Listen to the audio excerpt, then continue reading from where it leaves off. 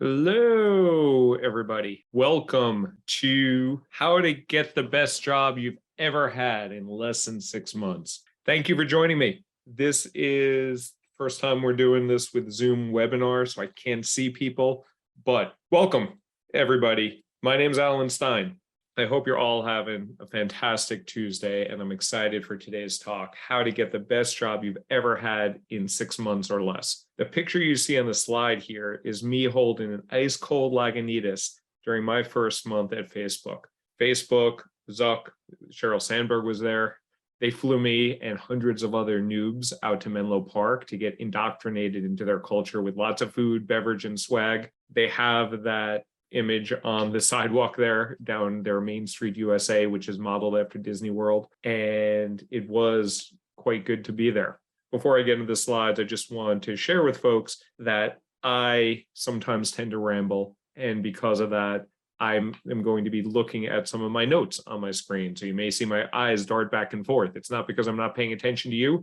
It's because I'm trying to respect your time and stay on track. So we do have a chat window here. We do have a Q&A, and I will definitely be taking Q&A later today. So please enter your questions and I will answer that at the end of the session. Next slide. Okay, so I really appreciate all of you taking time out of your day to come to this talk, and I want to get right into this. And this was a term we used to use at a lot of companies, bluff. Bottom line up front. A lot of people struggle with getting a new job. They waste time on things that don't matter, like endlessly tweaking their cover letter or resumes. They do their job search in fits and starts. They apply to a few places when they're unhappy with their current job.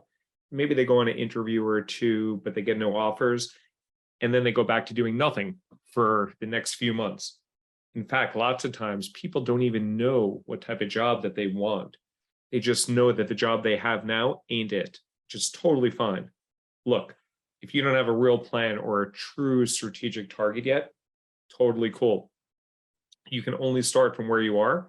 What I'm here to talk to you about today is the fact that this can all change in less than 6 months' time.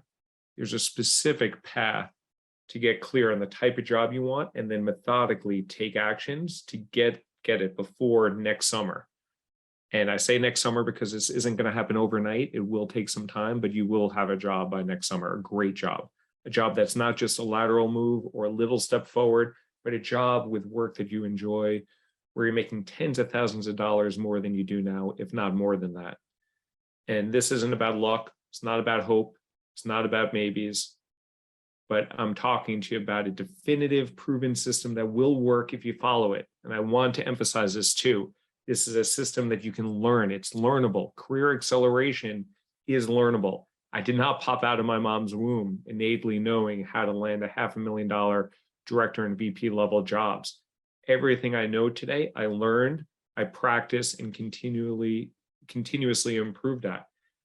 I put the cover of Carol Dweck's book, Mindset, on this slide. Not sure if people are familiar with that title, but she talks about something called the growth mindset. And this idea is that all your talents and intelligence are growable, that you can consciously and intentionally expand what you're capable of. If you're familiar with Carol Dweck and theories, you actually have a head start in putting what I'm about to share into practice. If not, no big deal. We'll cover it as we go, but just trust me that all of this shit is learnable.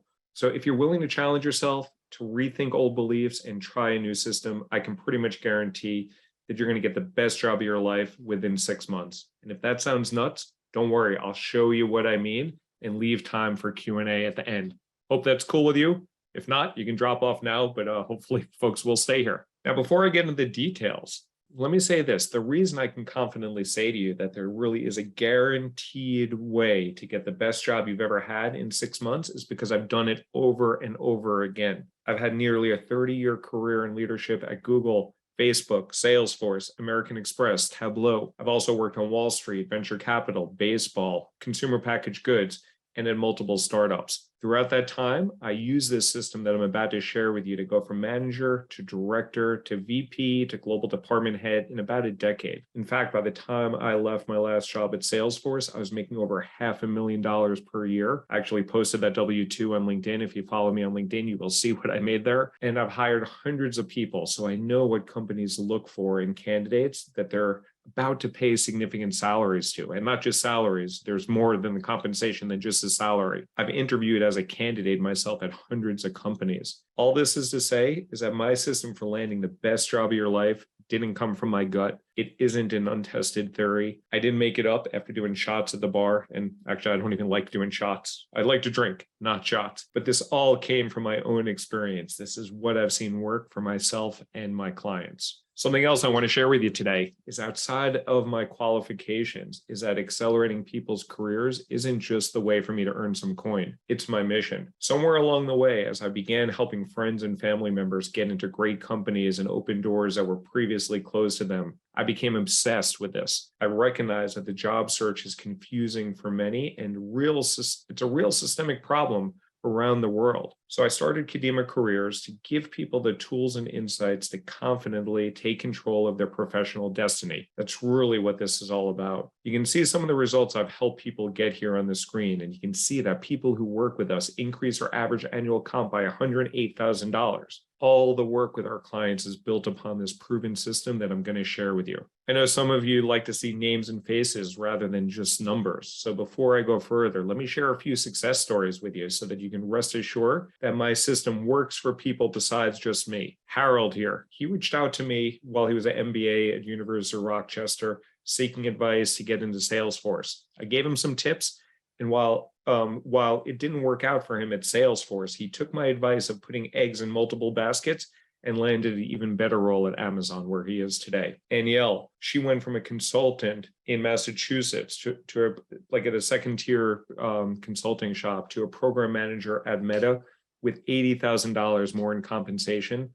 Plus, Meta relocated her and her husband when she moved to a state tax-free state of Texas. And I'm actually having dinner with her tomorrow in Austin, or the next day in Austin. Brittany moved from Georgia Pacific to Supernatural, who was purchased by Meta.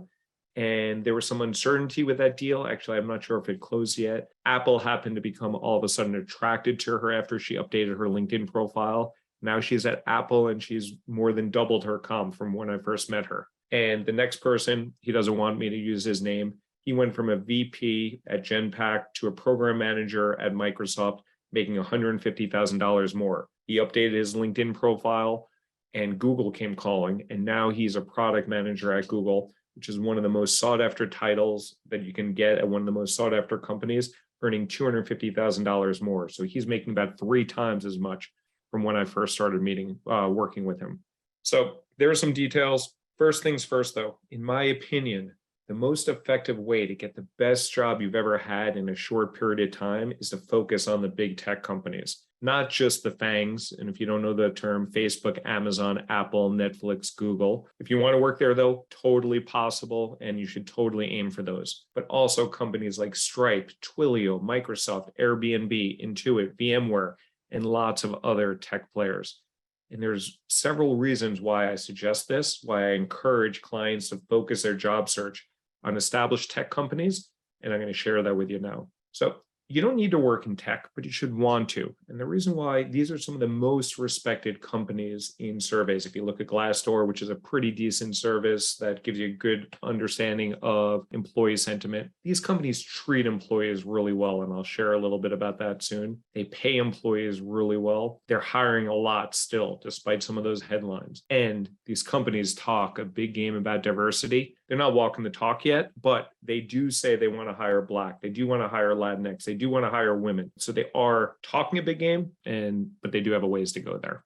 So besides just taking my word for it, here are some pictures and images of things that I've experienced during my decade-long career in tech. I won't go through all the images. The top left image is a slide at YouTube's headquarters in San Bruno, California. I went down that slide, pretty fun, laptop in tow. You see some pretty big stars here like Bruno Mars and Macklemore. We had private concerts, or private, with 10 to 15,000 Googlers and Facebook. Bruno Mars was at Google. Macklemore was at Facebook. I got the opportunity to see Cory Booker speak.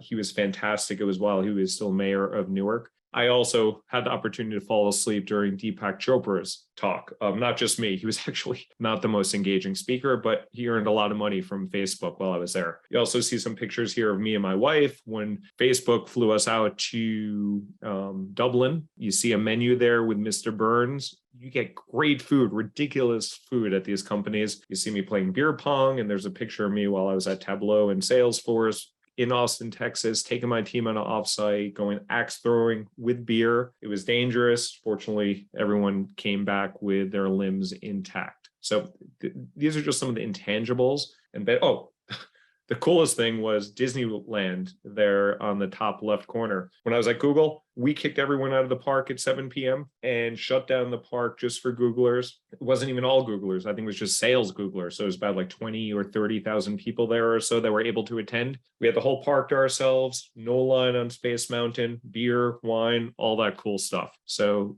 these companies do treat you pretty well. But besides some of that stuff, jumping to big tech helped accelerate my comp. So in addition to some of the fun stuff on the prior slide, I want to talk about the nuts and bolts here. And there are two main things that I want to emphasize on this slide. One, I made a huge leap in income going from Amex to Google, making $62,000 more overnight, 37% increase. And my successful clients have found the same thing, actually better than me, to be true when they jumped into big tech from startups or slower growing legacy Fortune 500 companies. Tech companies just have more money to work with, and they're more generous than a lot of these old school companies who tend to have stodgy limits on raises and salary and negotiating comp. Number two, I want to emphasize that I changed companies quite a bit in between my stay at Google in 2011 and my last corporate job at Salesforce in 2021. Included stints at Meta, Datadog, Andela, and Tableau. You don't have to do the same, but if you want to maximize your compensation, it's generally easier to do that at a new company than by trying to earn yearly merit increases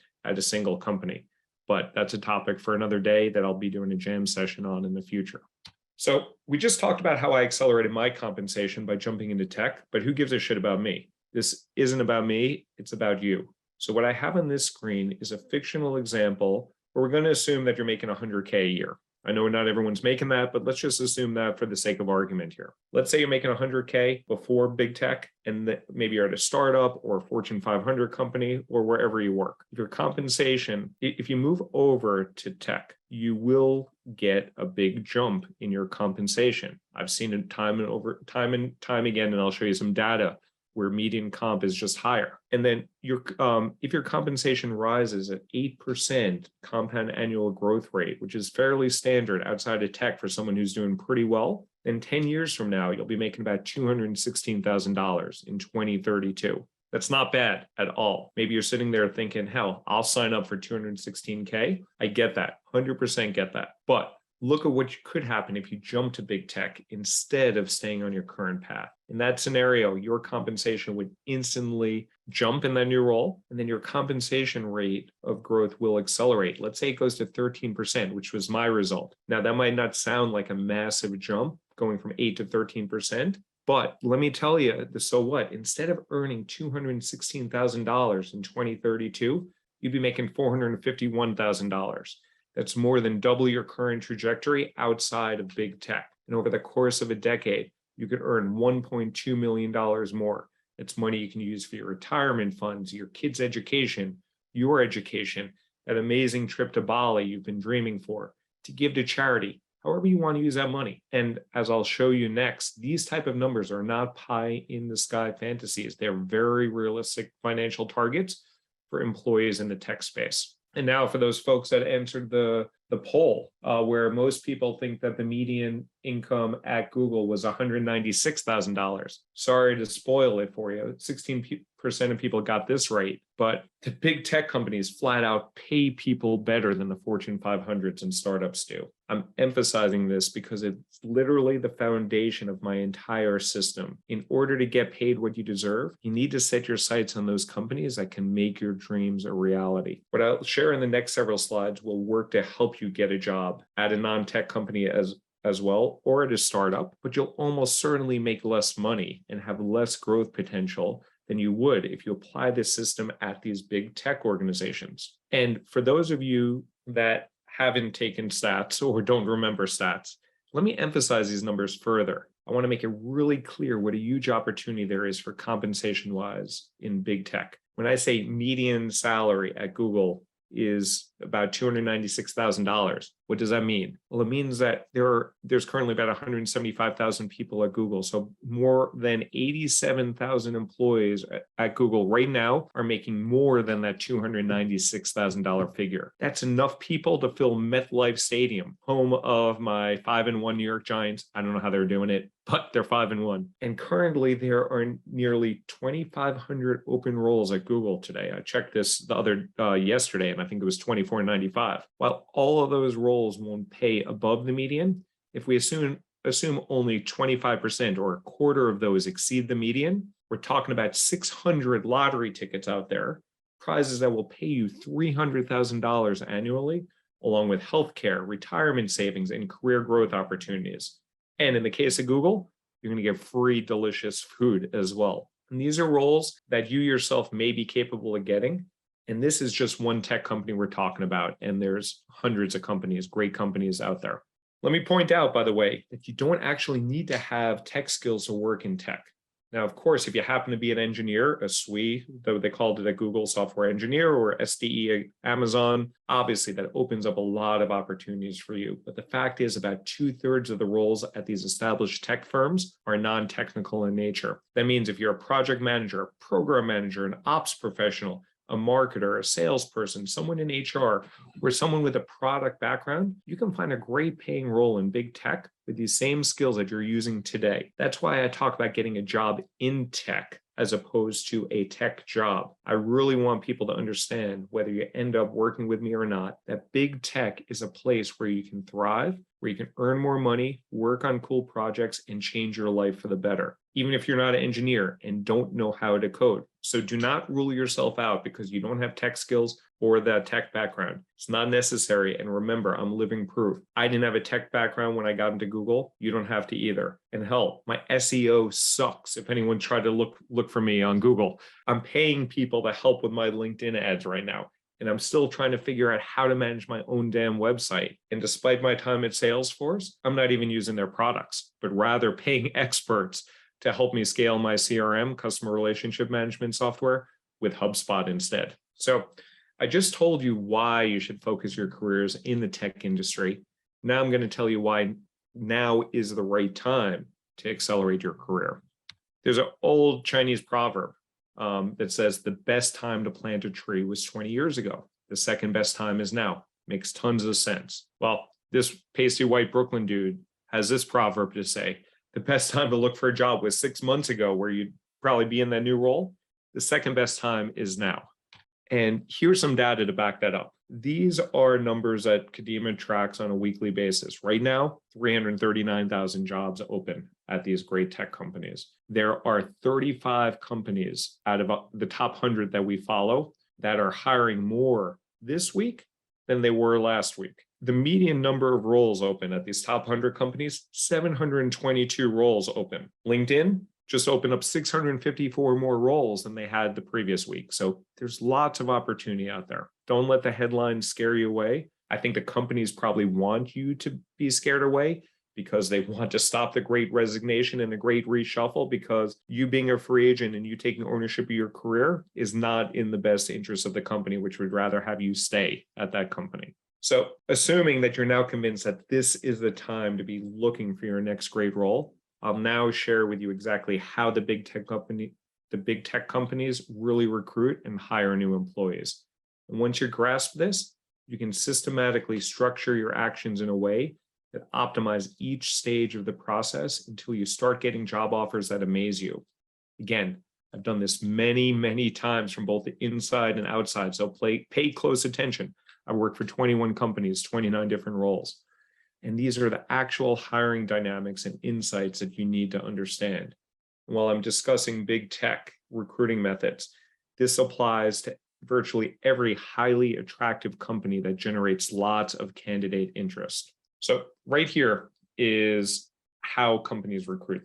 The three primary ways to be considered for a job. Number one is cold application. So you submit your application, You submit your resume. If you want to waste time submitting a cover letter, go ahead, submit a cover letter. But I'll tell you why those are wasted time later on. You can improve your chances if you look at the right place, the right time for the right role. The second way is if the company comes to you, they recruit you, they reach out to you on LinkedIn. This works if you have an MBA from a top school, if you went to a top school, if you work for top companies, they may be coming for you. But not everyone who you want may be coming for you. And the third way, which is the most effective way, but the lowest volume of candidates that are coming in this way, is through a referral. And you can get these referrals through weak ties, through new ties, and you can earn those referrals. And I'll talk a little bit about that later.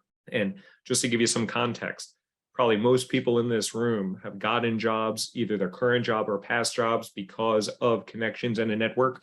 In my case, 24 out of my 29 jobs, those doors were initially opened for me by people that I knew at those companies. So once you get into that consideration, this is what the job acquisition funnel looks like. You get in through that ATS, which the ATS is application tracking software, which is the most overestimated and misunderstood piece of software out there. And I'm not going to go into that now, but people are trying to manipulate their resume to optimize for it. It's bullshit. It doesn't work. Most resumes are reviewed by real human beings, even at the Googles, even at the Amazons of the world. If the recruiter looks at it, then a recruiter will get on a call with you, usually a phone call, sometimes a video call. And you're all excited as a candidate. Ooh, Amazon wants me. Microsoft wants me. Yeah, but they're talking to 20 other candidates at that point as well. You get past the recruiter, you get to the hiring manager. Then you're super excited. Ooh, the hiring manager wants to talk to me. The hiring manager is talking to 5 to 10 other people before they winnow that down to the interview loops or the on-sites or the panel interviews, where there are, for these attractive companies, you will be competing with 3 to maybe 5 other candidates. And after that process, after you go through that meat grinder, then 1 to 3 people might be hireable. If you're fortunate to be that top candidate, you will get an offer. So that's how the process works. And you need to understand that because the odds are stacked against you with each individual application. Now, going a little bit more in depth into the interviews, there are generally 3 stages of interviews. The first stage is the recruiting screen. And the recruiter is essentially assessing a couple pieces of information. Are you qualified for the role? And is it worth the hiring manager's time? It's very surface level type of conversations, high level about the role. If you get past there, the hiring manager is going to be assessing 2 different things. Do you have the subject matter expertise to do the job? And can I manage you? Because they are going to be your manager. You get past there, then you go on to the loops or the on-sites. And there will usually be 4 to 5 one-on-one conversations, interviews, where you will be assessed and you will be asked questions, often behavioral-based questions. Behavioral-based questions is right here. Here's an example. Tell me about a time you had to deliver exceptional sales results with minimal resources. And you need to answer that with the STAR format. If you have not heard of the STAR format, it is situation. Here's the situation. Task. This is a task assigned to me, or the task that I took on. A is action. Here's the action that I took. And especially if you're with Amazon, you better use I more than we. And then here are the results. So that's how the interview process works at all these companies. Now, within each of those processes, whether it's with the recruiter, the hiring manager, or the full loops, there are 4 phases of the interview. And it's important for you as a candidate to get inside the mind of that interviewer because you're trying to influence their decision to be positively inclined towards your candidacy. So 1, you need to think about building rapport. You need them to like you. The first 5 minutes, you can talk about the weather, but ideally you've done some research about their LinkedIn profile and you can talk something about their location, just to connect with them on some personal level. Secondly, TMAY, tell me about yourself or your narrative, or walk me through your resume. That happens every time and you need to have that buttoned up. Third, this is a part that is most stressful for people, the questions that they have for you. And again, they're often going to be behavioral based, but those are coming to you and you can often predict those if you look at the job description and you prepare effectively. And then finally, questions that you have for them. And at the end of that interview, they're typically going to say, well, those are all the questions I have for you. What questions you have for me? You better be at the ready with some good questions. And I generally tell people to have 3 questions prepared, although you may want to ad lib a little bit based on how the conversation has gone during the interview. So now that you have a clearer picture of how big tech companies recruit and the dynamics that really are at play, I want to show you the system that I've created and that I guide others through to tilt the odds in your favor and virtually guarantee that you get a great new job in less than half a year. It's called the Growth Framework, and we're going to talk about that now. And you'll also begin to see how much I love acronyms, and Growth Framework will be the first of many that you'll hear from me. So right here, the system that I created to get great jobs on demand is called the Growth Framework. And right away, you probably notice that there isn't anything on this slide about resumes, LinkedIn profiles, or any of that superficial crap. You need to get those documents into what Steve Dalton, who's a good career coach, talks about objectively perfect state. So no typos, no, keep it to 1 to 2 pages max, and subjectively good enough, and then move on. Fretting over those items and details is not going to be the difference maker in your search. I can guarantee that. And in fact, it'll distract you from your goal at hand. Instead, the true core and driving engine of the growth framework and the thing with the power to guarantee your success in finding a new job that meets your standards are relationships. Real, authentic relationships with people who can educate you on how specific companies really operate and refer you to the front of the line for new openings when the time is right. Relationships, more than any other thing, are responsible for my career success and that of many others. I got into Google after 5 failed tries because one referral from the right insider. I got into Facebook and Salesforce the same way. Yeah, I still had to interview and actually be qualified, as will you. And in Google's case, I had to interview 11 times for the roles I was applying for. But building the right relationships quite literally slingshotted me towards the front of that line. And building relationships ain't rocket science. It's actually pretty straightforward and can be fun once you get clear on your goals, because it's only then that you know who to reach out to and start building relationships with. So it all starts there. And before I send new coaching clients on the loose into the networking jungle, I always start first with assessing their strengths and identifying laser focused goals for their job search. And with that, identifying target lists of companies to focus on. Once that's been done, we proceed to the outreach, and I have a whole playbook for establishing connections with insiders, turning those people from strangers into people that know you, like you, and are willing and offer to help you. Networking is one of my personal specialties. I've studied a lot about it, and for whatever reason, I have a knack for it.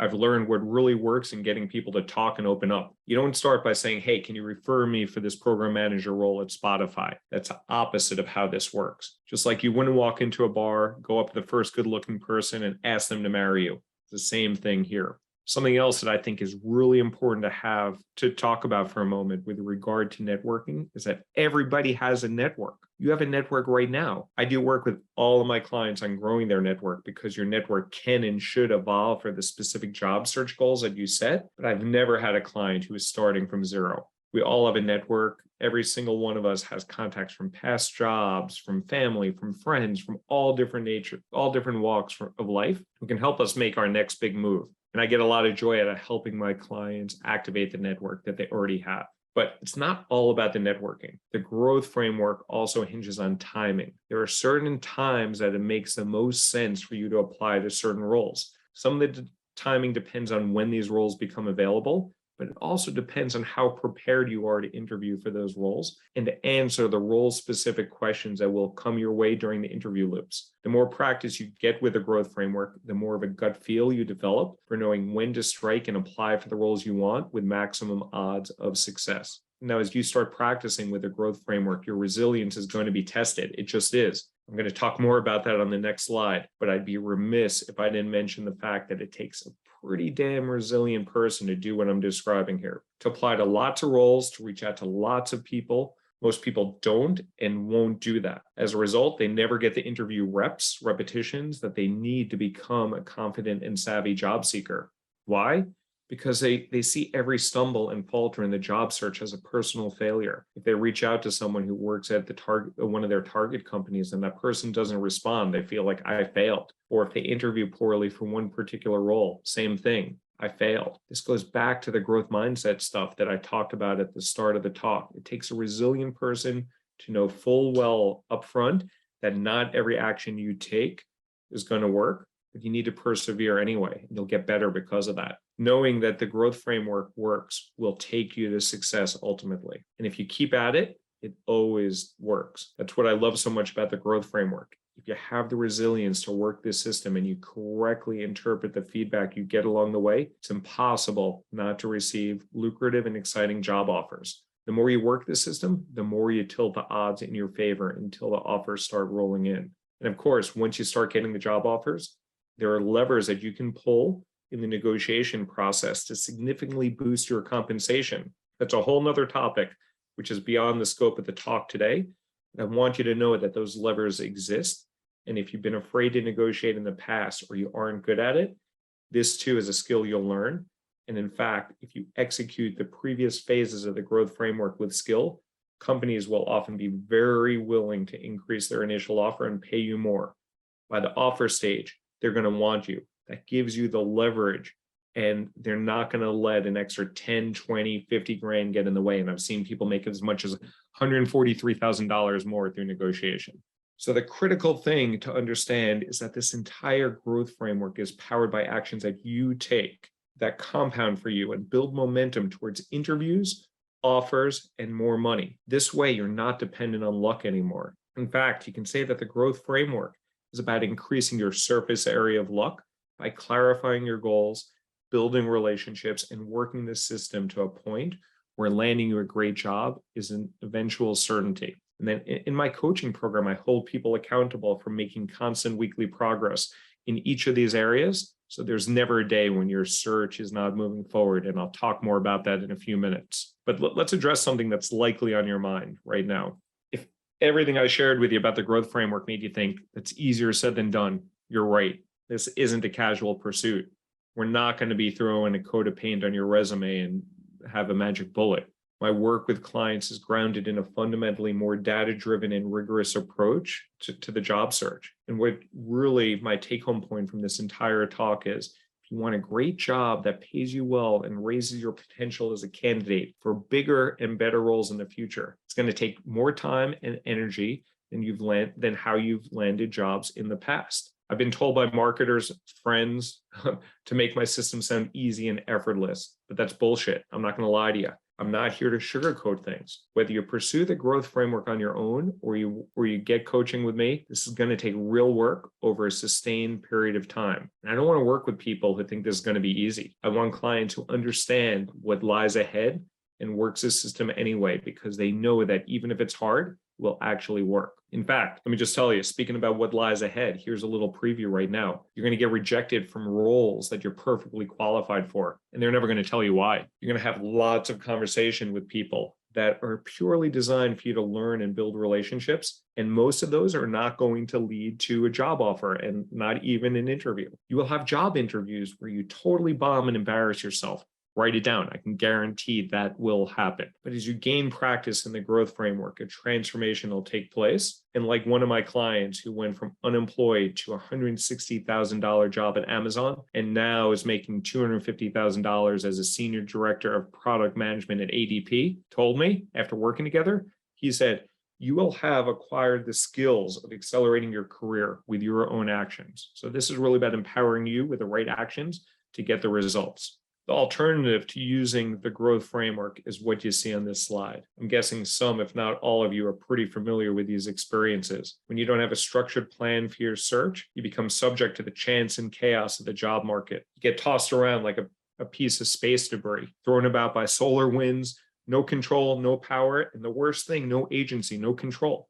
This is not the way to search for a new job. This is not a sophisticated career strategy. And I want you to know, regardless of what you decide to do next, that this does not have to be the way you steer the remainder of your career. You can use a growth framework to take control of how much you earn, the work you do, how high you rise in your field, and the opportunities that come your way.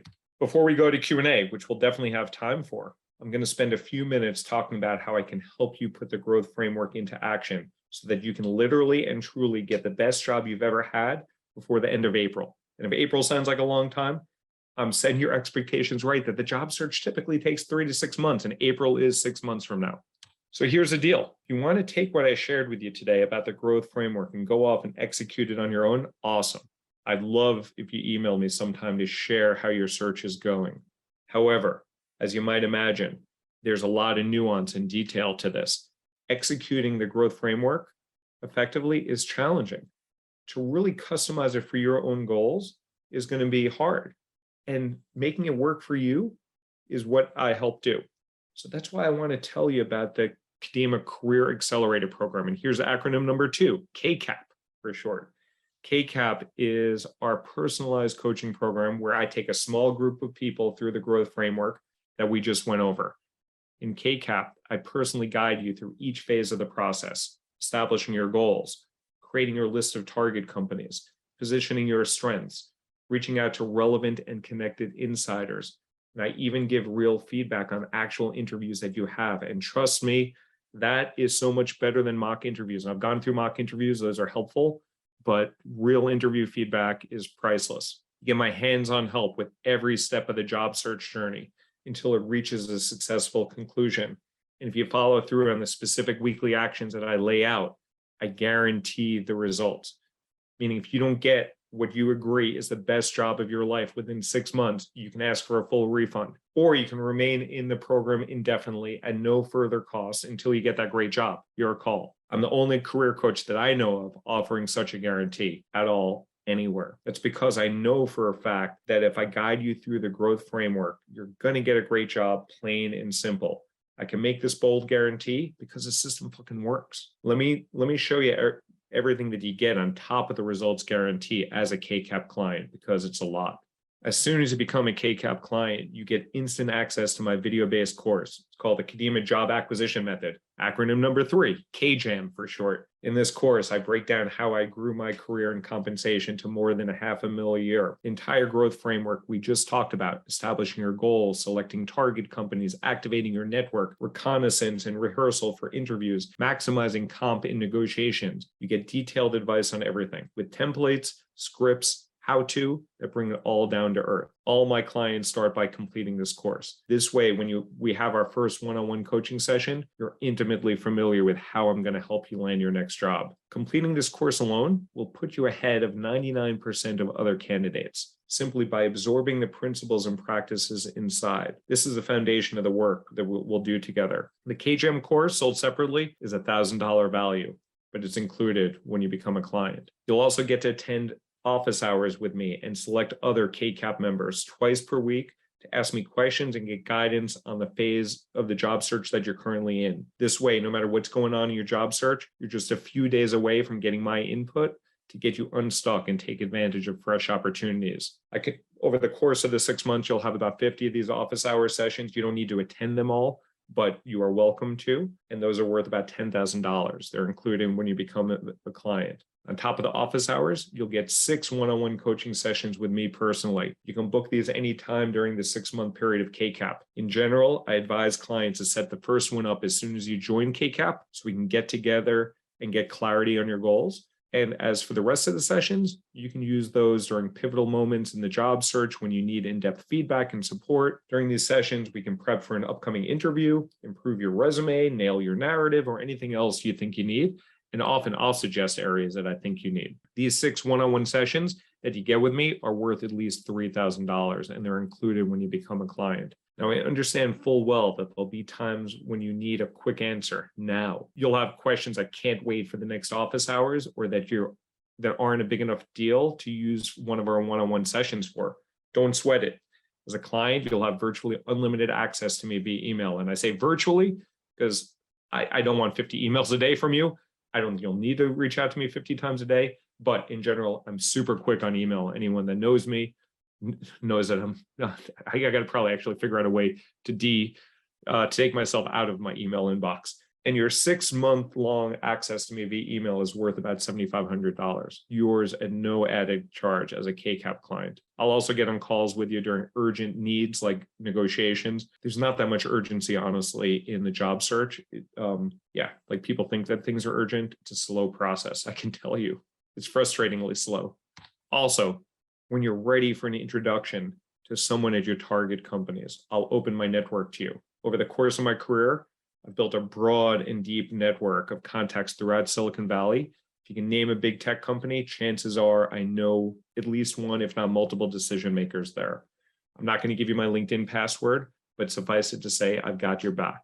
One introduction to the right person could easily be worth thousands of dollars. When you receive a job offer or multiple job offers, as many of my clients have, I will consult you on negotiating higher compensation and thinking about the different offers, not just salary, but sign-on bonuses, relocation bonuses if applicable, and RSUs, restricted stock units, which I'm telling you, they're a lot and they really add up. When I was at Google, I was making $25,000 a month in RSUs that vested and went automatically into my bank. I've been through many negotiations myself. And in addition to the dozens of clients I've consulted, I can tell you what to do to shake loose the extra money that the company is holding back. When I do negotiations as a standalone service, I charge between $2,000 and $10,000 or more, depending on how much extra I get someone.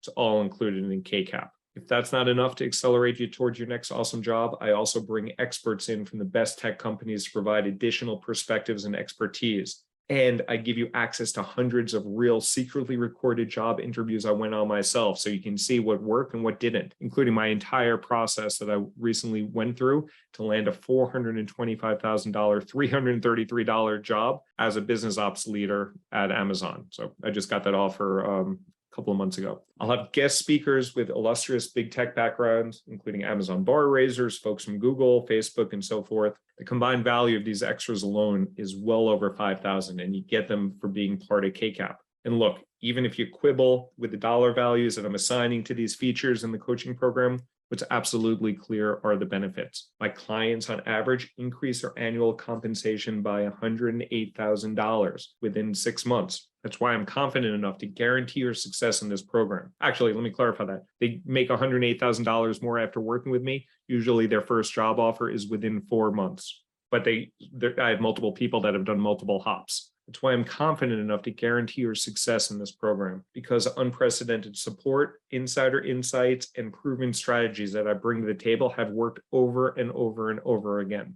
Now, I want to be clear, KCAP isn't right for everyone. It's a big investment of time and money. It's a 6-month, multi-$1,000 high-level career accelerator, and you have to apply to be accepted. But if you like what I've shared and you want the guidance of someone who's been there where you're trying to go, I invite you to apply and have a conversation with me to see if you're a good fit. If you're not, I'll tell you right off the bat. After all, I can only make the results guarantee to people who I'm confident that I can help. It puts the onus on me to be selective and to steer you in a different direction if KCAP isn't the right fit for you. Also, I created Kadima to help underrepresented, underestimated, and underpaid professionals. Therefore, I do offer scholarships to those dealing with financial hardship and challenges. If you feel that you need some extra financial support and you're committed to do the work ahead in KCAP, I encourage you to still apply, and we'll speak privately and make arrangements. I have never discriminated on the basis of someone's ability to pay, and I will never do that. And if we can help you, we'll figure out a way to accommodate you. So if you're interested and ready to apply, here's what you need to do. First, you need to apply to the KCAP. Go to kadimacareers.com/apply. I personally review every application, and I will tell you the next steps within 2 business days of getting your application. And if accepted, I interview you before the end of the month. And I insist on interviewing everyone like I did during my time at Google, where I interviewed 225 people in 2015 when I was growing my team from 40 to 80. I do not outsource that to anybody else on my team. I do that all myself. So in order to ensure that only serious candidates apply, I typically charge people a KCAP application fee. However, as a special offer to those attending and watching on replay, and you guys invested an hour of your good time, I'm waiving this fee, meaning you can apply for free. Again, going to kadimacareers.com/apply. And because I want to get started right away helping clients for the next start date in November, I'm only leaving the application window open until Thursday night at midnight, Thursday, October 20th. Heads up, this is not a rubber stamp application. So set aside 5 to 10 minutes at least to do this. I want you to really think about your answers. You don't have to write an essay, but please give me a real sense of who you are and what you want out of your career. These insights matter to me. I read them. I can tell you when someone consciously reflected on what I asked versus when they gave me a quick half-assed response. And the half-assed ones are not getting in the program. Last thing, Just like job applications at the best tech companies, I admit new coaching clients on a rolling admission basis, meaning once I find the right 10 clients for November, I'm closing the door on the November openings. And as an added bonus for early acceptance, I start helping you right away this month with no charge for the extra coaching time. So if you get your application in, I look at it, you can be start working with me by the end of this week. Once again, and you don't get charged for that extra time in October. Once again, no pressure. I only want you to apply if you've internalized the info I just shared. And if you feel like the structure and the support and the results guarantee of KCAP is exactly what you need. We've only got room for 10 clients at this time.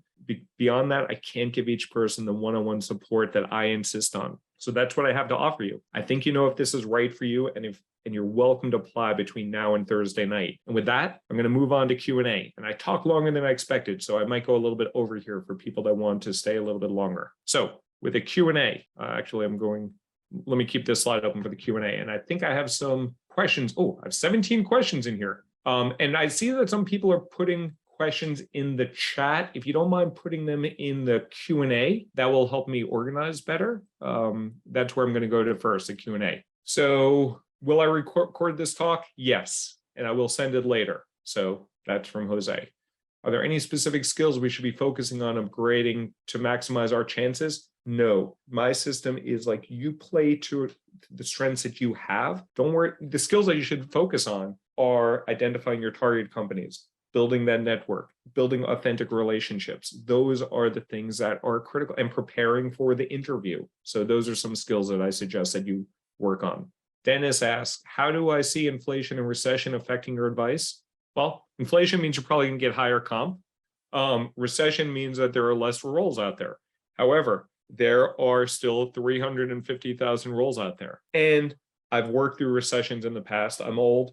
People still hire during recessions. So you can allow that to worry you. You can allow that to short shift your job search, or you can take proactive action and control of your career and look. And if you have a job now, it doesn't mean you need to leave your job. But once you find a better opportunity, you can nab that. So, and I can tell you that the recession, if there is one, which probably is coming, who knows, I'm not an economist, will put your current job at risk just as much as future jobs. You are employed at will. So you are just at risk at your current place as going to a new opportunity. So do not let that deter you. Someone anonymously says, I'm currently getting into the tech industry. I've been a creative director for a good 7 years and working on UX certificate program. Also done a few IBM courses, badges. I'm in real estate, but hoping to move into the tech industry. My question, do these courses work to have on LinkedIn? No, I feel they're more like onboarding courses, since IBM similar courses are geared toward IBM school of thought. Any thoughts? Certifications and badges, bullshit, waste of time for the most part. Let me know what I should be doing to not only get my foot in the door, but to get in a good position to use my experience there. Network, identify the companies that you want to work for, start having conversations, leverage your current strength. So that's what you should be doing. Don't waste time on badges.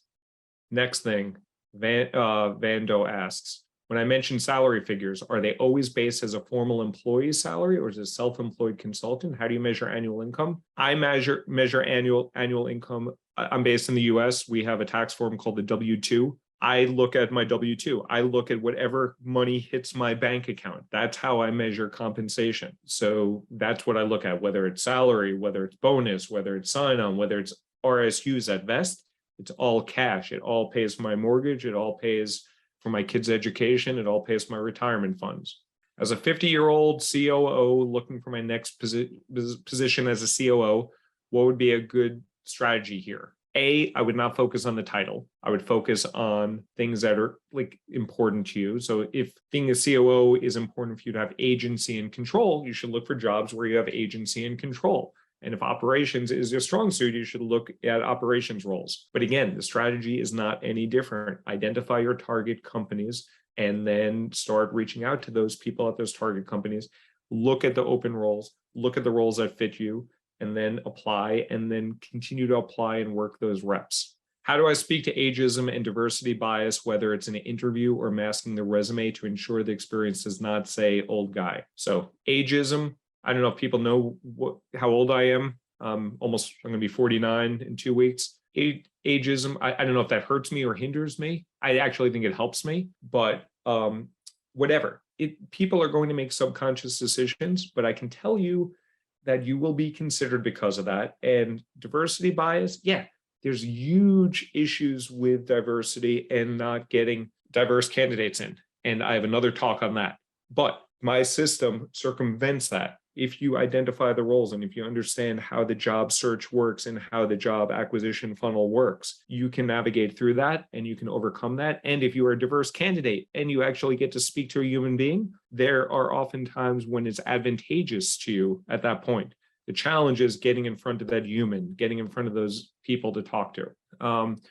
Are these salary ranges location-based? As someone living in South Carolina, will I be offered a significantly lower salary because the cost of living is lower than New York or California? Yes, all of these companies pay based on what's called a GIC, a geographical income code or geographical indicator code. I don't know what it stands for, but when I was at Google, people that worked in New York, if they moved to Pittsburgh, they would get a significant reduction in their compensation. However, their cost of living would be significantly lower also. And Google engineers actually figured out which location is the most advantageous place to work based on the comp and based on the cost of living, and it was actually Pittsburgh.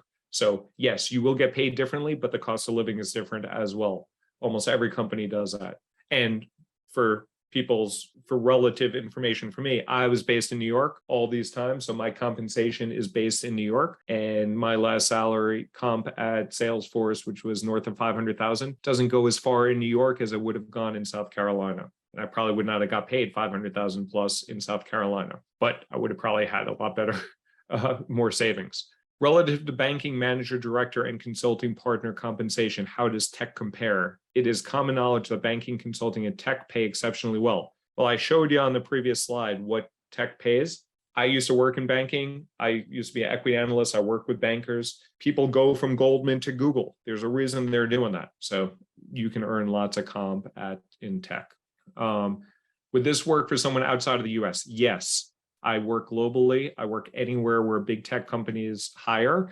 And I work with people especially focused in Dublin, in Singapore, in Sydney, in Tokyo, and a little bit in India as well. But I work anywhere where these tech companies hire. And there's actually some advantages if you have that flexibility to work outside of the States. How open are the big tech companies to remote workers not in New York or California? Depends on the company. Most of them are pretty flexible nowadays. Do all FANGs have accelerators in their recruiting process like Amazon does? I don't know what you mean by accelerators in their recruiting process. I don't know if you mean bar raiser. I don't know what you mean by accelerator. So Dennis, I'm not sure what that question means. Dennis is saying there is a huge mint talent shortage in Germany. We are 96,000 vacancies that go unfilled each year. This will be over 100,000 unfilled vacancies in 2022. Okay. I don't know. How are FANG companies hiring in Europe deal with the talent shortage? And do they have the same problems? Yeah. These companies are hiring globally. So we are a little bit over time. I'm not going to be able to get to all of these. So if people had questions that there's a question about what the total cost is of accepting the program. The total cost is $9,600. It can be paid over the course of time, but it is a high price program. It has gotten people over 10 times return on their investment. I do have lower cost options as well, but this is a several $1,000 program. Thank you for the talk. You're welcome. What's the cost? I said that. How much does the scholarship program cover? It depends on people's need. So that's an individual discussion that I have with the individual based on their needs. How focused are the interview rounds on measurable achievements? They're very focused on that. Well, they are and they aren't. So anyway, I'm not going to be able to get through all this, and we are 3 minutes over. I appreciate everybody's time. Please, if you are interested, apply. I will look at every application, and if you are ready and motivated to accelerate your career, KCAP has been designed to help empower you to get a fantastic job efficiently, effectively, and with a hell of a lot more money. So thank you for your time. People can follow me on LinkedIn, reach out to me, alan@academicacareers.com. Thank you so much, and speak to everybody soon. Well, not everybody, but speak to some of you soon. Bye-bye.